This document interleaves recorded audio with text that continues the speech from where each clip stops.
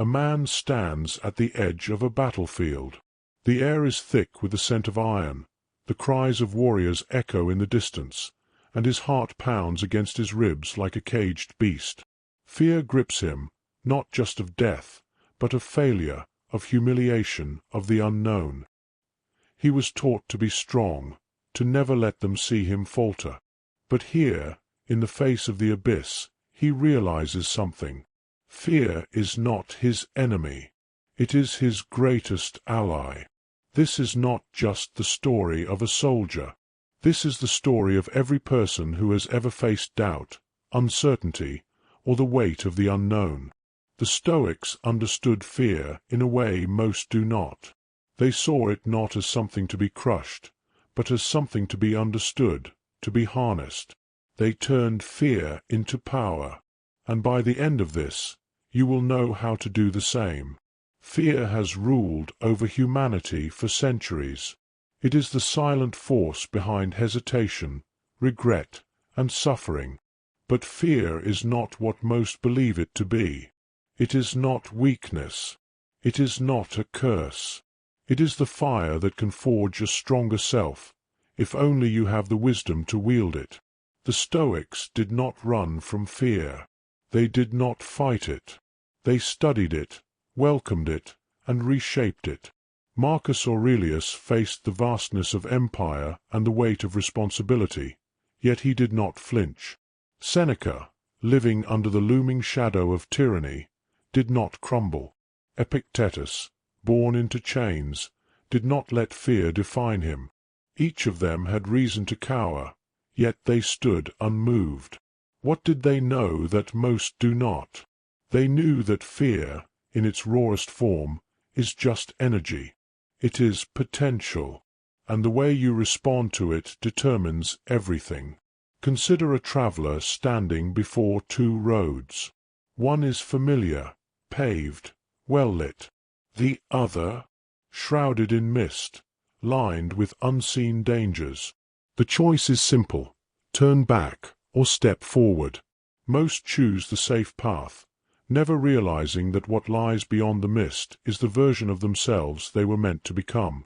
Fear stands at the gates of everything meaningful. It guards the moments that define you. The Stoics saw fear as a guide, pointing them towards growth. When Marcus Aurelius wrote in his Meditations, "The impediment to action advances action. What stands in the way becomes the way," he was revealing a truth that few ever grasp.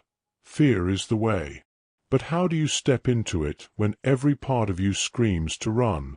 How do you master what feels untamable? Imagine being thrown into a dark room, with no light, no direction. Panic sets in. But then, a candle flickers. The darkness is still there, but now you see. You are not powerless. Fear is the darkness, but Stoicism is the flame. To transform fear, you must first embrace it.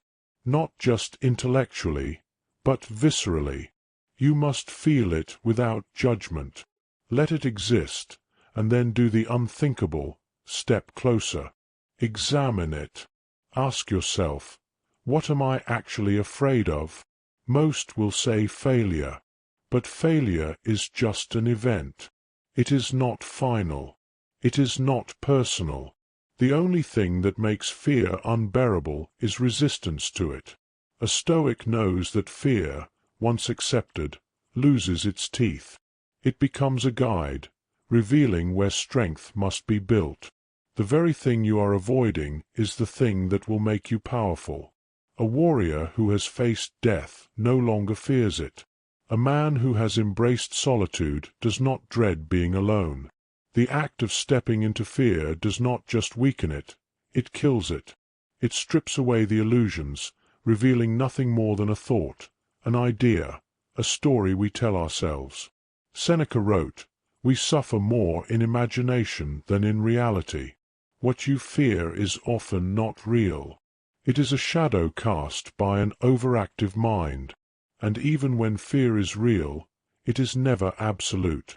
It can be tamed. It can be repurposed. The key is not to eliminate fear, but to become so familiar with it that it no longer dictates your actions. Now, the choice is yours.